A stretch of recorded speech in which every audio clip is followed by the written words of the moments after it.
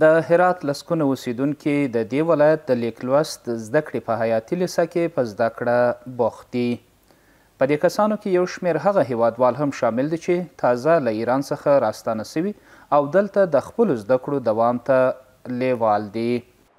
برای ما خیلی در همین زمینه پیشرفت قابل ملاحظه کردیم، چرا که سطح سواد ما پایین بوده. ما قبلا مهاجر بودیم، به ایران بودیم و وقتی که از ایران آمدیم مدرک تحصیلی نداشتیم.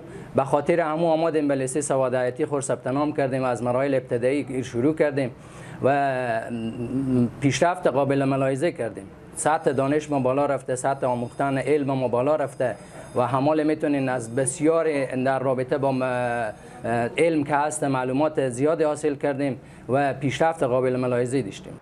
دوی د ټولنې د وګړو لپاره د بیلابیلو علومو زده کړې ارزښت په اړه خبره کوي چې دلته دوی ته د ښوونځي مختلف مضامین تدریس کیږي. درس قبل همین کتاب صنف اول دیگه میخونیم، هر روز دیگه اومدیم میخونیم. خوب بهتر شد، یعنی شرایط ما، شرایط درسی ما یعنی بهتر از اول، یعنی چی نمیفهمیدیم بالاخره ولی یک لوی یک آدرس حداقل میتونیم بخونیم. والا خیلی هم خوشحالیم، بخاطر یکی دیگه اگر شرایط ما آمادگیش وضعیتر از این میامدیم، اون طور که شرایطی هست میتونیم بیاییم آمادیم دیگه، یعنی درس خوندن خیلی خوبه.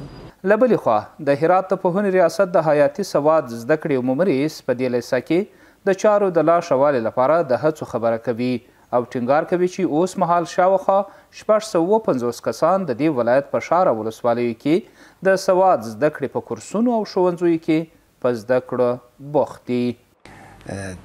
شرایطی که برای سواد آموزا و برای کسایی که در مکاتب سواد حیاتی باید شامل بشن این هست که اگر کسی از مراکز آموزشی ما در سطح شهر و ولسوالیا فارغ میشه از بخش سواد آموزی، میتونه که سند صنف 4 اخذ بکنه و شامل صنف 4 بشه در مکاتب سواد حیاتی و ادامه تحصیل بده تا صنف 12 که از صنف 12 فارغ میشه و بعدا میتونه از طریق کانکور به پوانتون‌های کشور شامل بشه. و همچنان ما در بخش سواد آموزی هم کسایی که بی سواد هستند در سطح جامعه اونها جذب مراکز آموزشی سواد آموزی میکنیم و برای مدت 9 ماه اونها آموزش میبینن و بعدا تصدیق نامه برای از اینا داده میشه که او تصدیق نامه نشان میده که این فرد فارغ صنف 3 هست و شامل صنف 4 مکاتب سواد حیاتی میشه.